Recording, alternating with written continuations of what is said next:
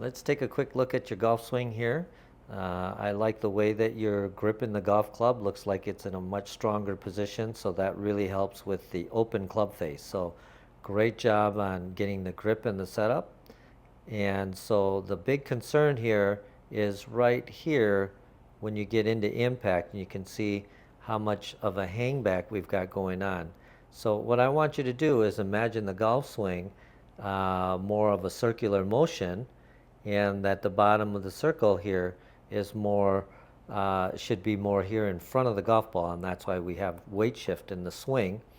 But you'll see here at the top of the golf swing, if you look at the circle is going in a downward motion, and so that's the way we want to swing when we're swinging down to the ball, and then by hitting down on the golf ball, that's what gets it in the air.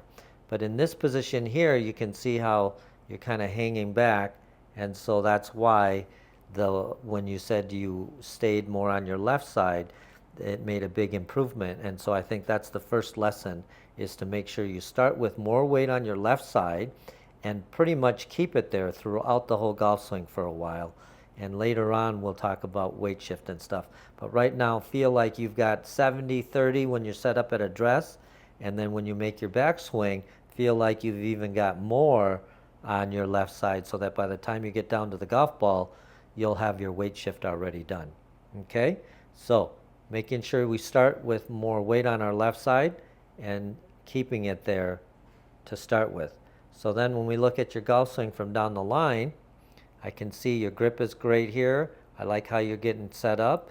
If anything, I'm going to critique a little bit, and notice that if anything, you're set up a little bit too much over the ball here, and we put a line here, and you can see how low that is. We want to try to get that up by your waist area or your belly button, or your closer towards your belt line. Okay, that'll help you stand up a little bit and be a little bit taller, so that you're not having to reach down so much on the golf ball. When we take our backswing here, it looks to be okay, a little bit off plane, and then when we come back down, that's the big concern. You can see how we're coming outside and we're cutting across the golf ball and swinging to the left. So the big issue here is we want to learn to swing more in to out.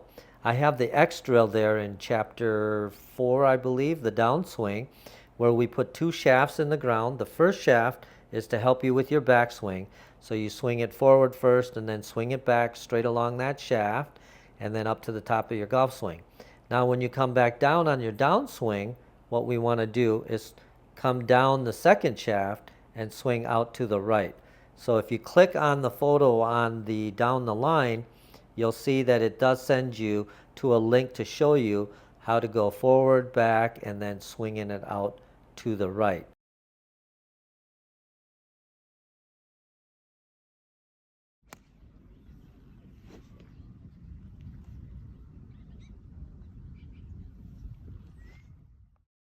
And that's going to help us learn to swing more in to out.